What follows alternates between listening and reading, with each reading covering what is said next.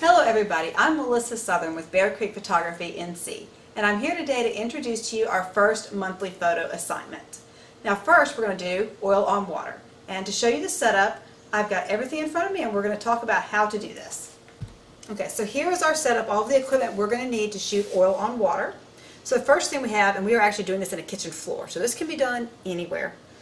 We've got just a colorful backdrop. I have a couple of options that I chose. But this one is the one we decided to use. All we needed is a glass dish, which we've got here in front of us, and elevate it somehow in some distance off of your background, whatever you choose for your background to be. That way the background goes completely out of focus and you don't have to worry about it. It just adds color.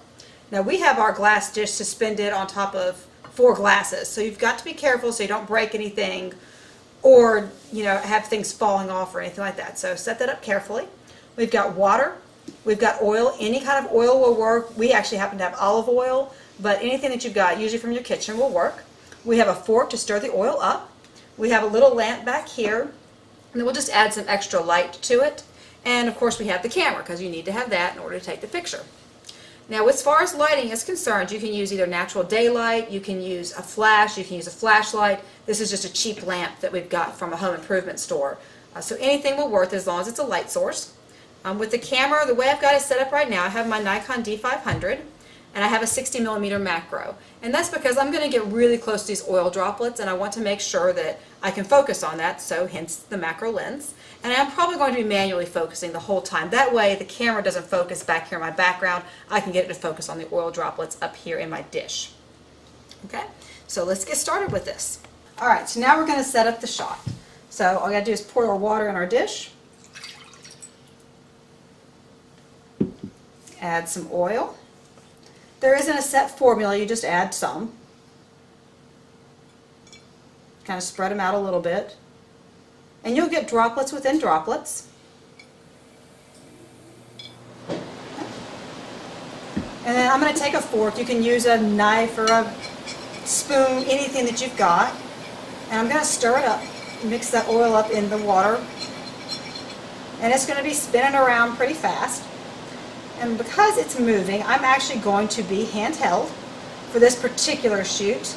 You can, of course, always use a tripod, but I like to be handheld for this because then I can move around over the surface and focus on different groups of bubbles pretty quickly. So, come in, focus, and then you just start shooting.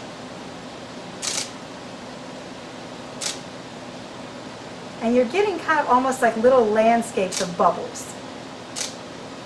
And in this case, because I am using glasses underneath of here and they are clear, it kind of actually adds a little bit of interest seeing the edges of some of these glasses in the shot. So don't be afraid to kind of experiment with it a little bit. The one thing you do need to watch out for is if you've got any lettering or writing on the bottom of your dish, which this one does, to watch out for that. You might not want to have "Made in the USA" on the bottom of your pictures, but maybe you do.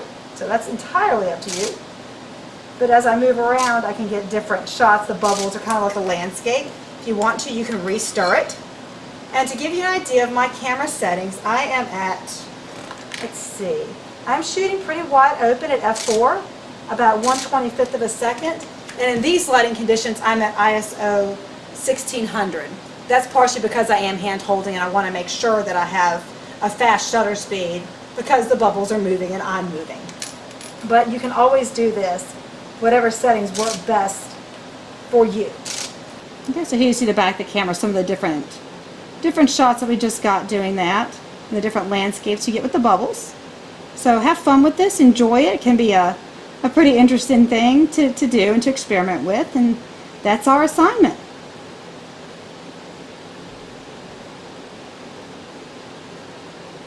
Anytime.